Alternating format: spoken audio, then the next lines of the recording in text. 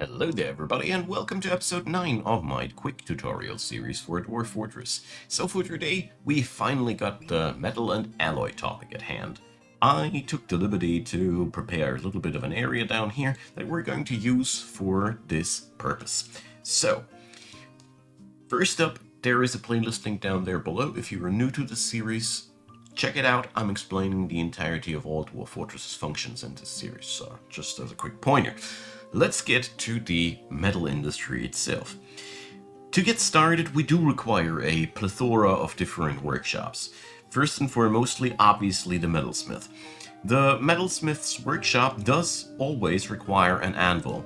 The irony here is that to make an anvil, you need an anvil. So nobody knows where the first anvil ever originated. That is a little bit of a fluff piece in the Dwarf Fortress community. But yeah, long story short, the first anvil that your colony starts with, your fortress starts with, is an important piece. You would otherwise need to import it via trade, which is always an option though. So, the metalsmith alone doesn't do anything though, because we now might have the forge, but we don't have anything to do there. But I want to do a quick thing that I wanted to do in the previous episode when we were covering trade. So there are wooden bins, and I was looking for the metal counterpart of the wooden bin, and it's a little bit embarrassing, but metal bins are also bins, alright? So just wanted to put that quickly in. Now, we do require, furthermore, to get the party started, furnaces. We do require a wood furnace. The wood furnace is a must-have because we need to produce fuel somehow. We cannot produce fuel out of nothing. The bituminous coal and lignite blocks that are lying around don't do anything.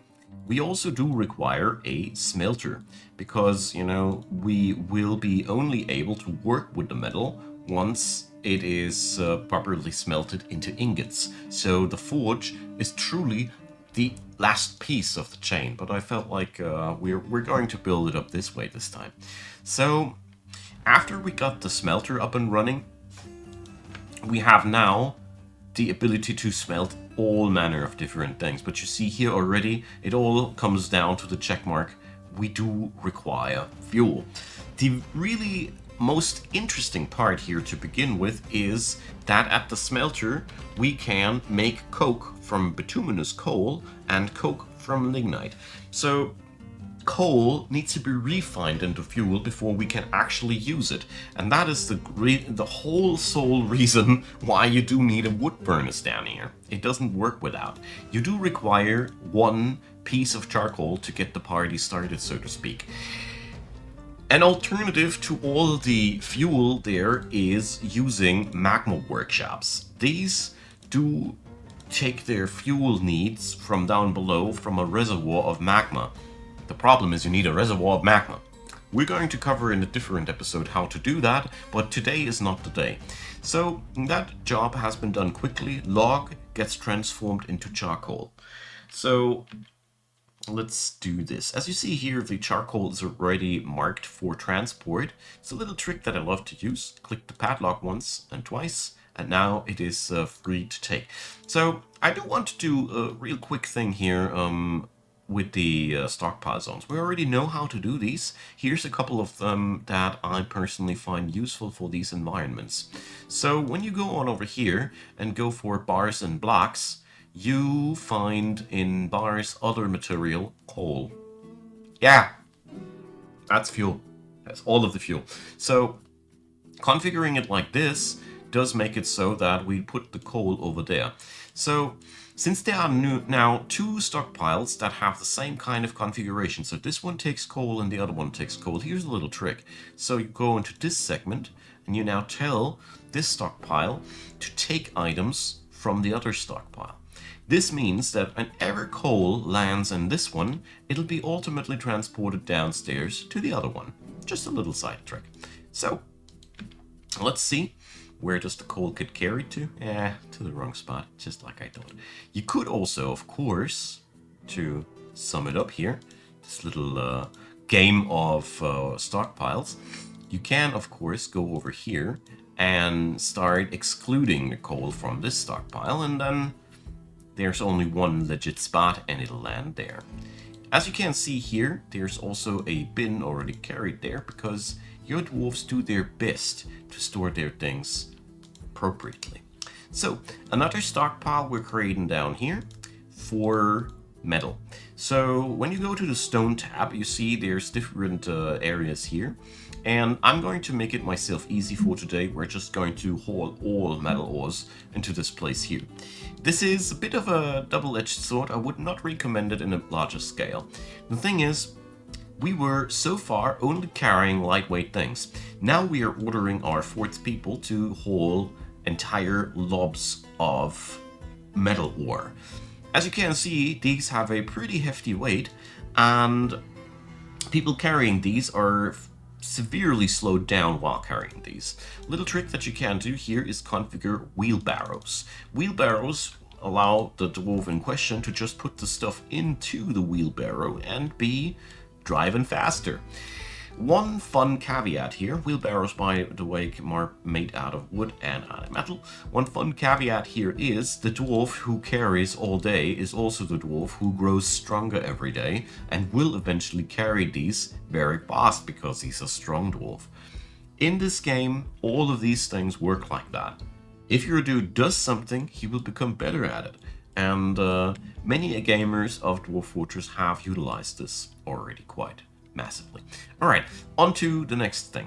At the smelter now, we can now make coke from bituminous coal and lignite.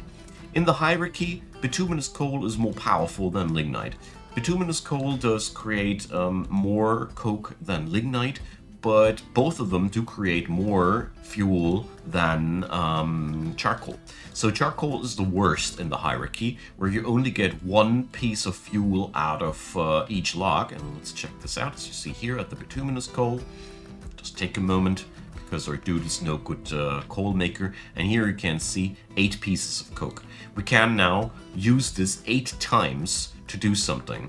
Here's the next deal. One smelter is rarely enough. As you can see already, we're going to get a little bit more busy here, so we're going to do this right away. Metal industry is a big thing, so let's move on over to the next step.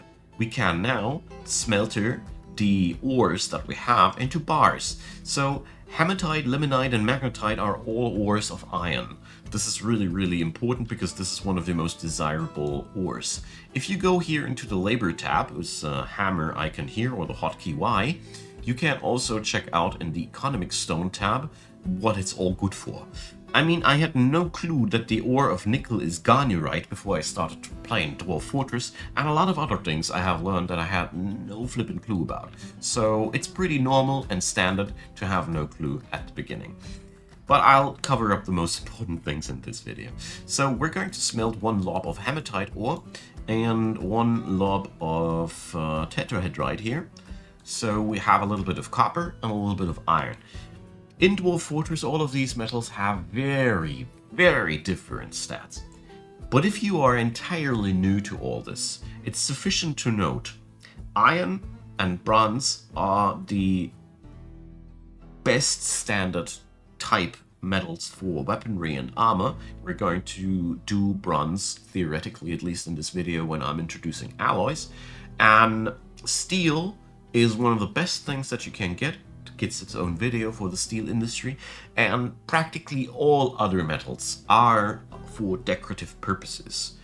Almost all other alloys are for mainly decorative purposes or increasing the value of places.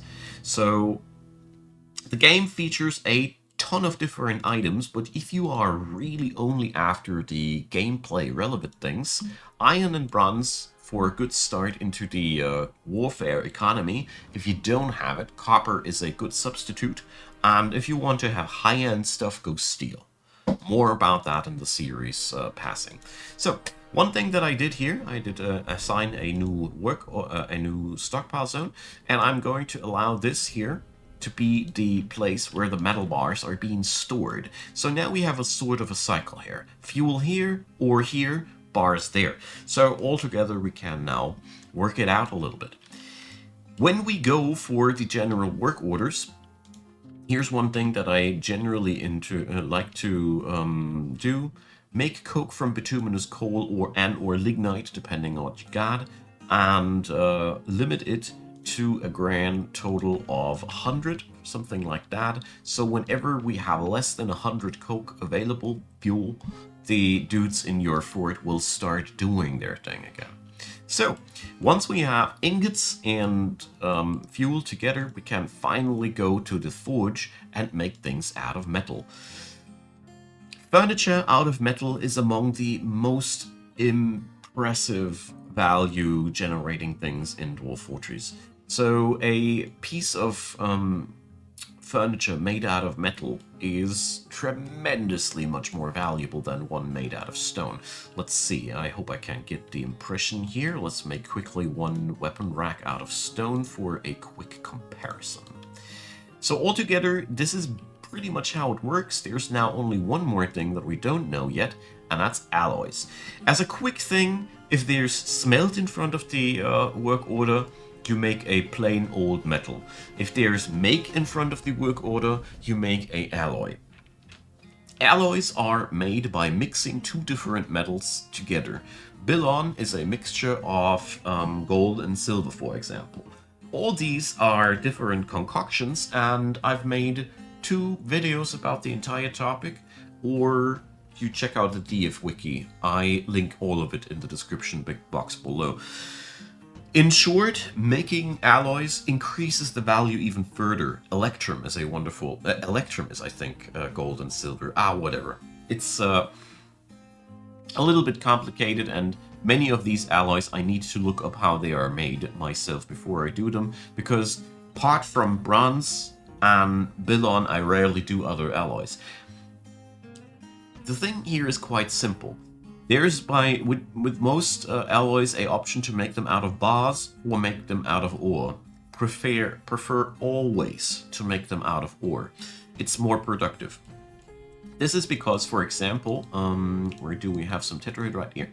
Tetrahedrite is an ore that contains copper and with a 20% chance also silver. If we now take a tetrahedrite boulder and put him into a recipe that requires silver, it magically is 100% silver. So, especially these chunks that have only a percentile chance to have a certain ore will automatically have their full value if you put them into a alloy recipe. That's why you should almost never use bars. If you use bars, you only produce 1 bar of alloy. If you use boulders, you get 4 bars of alloy while using the same amount of fuel as a little icing on the cake, so to speak. So altogether, yeah, if you make alloys, make them preferably out of boulders. So let's make one as a demonstration piece.